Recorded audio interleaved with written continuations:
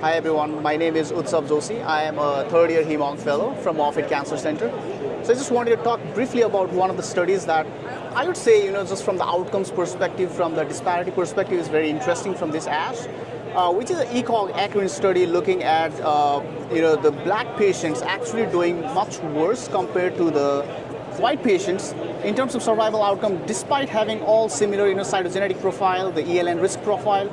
So basically kind of honing on the conclusion that, race still plays an important role in dictating the survival outcome in these patients with acute myeloid leukemia.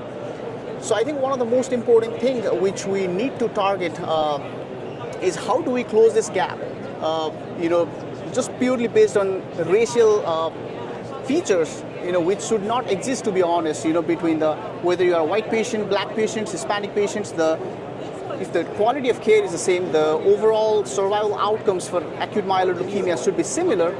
So I think one of the things that should be done, especially to close this gap, is have a very equal access to stem cell transplant.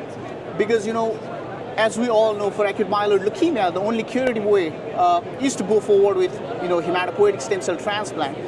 And a lot of patients do not have equitable access to the stem cells. So, I think one of the most important things, especially at Moffitt as well, which we're doing is, getting access in satellite facilities.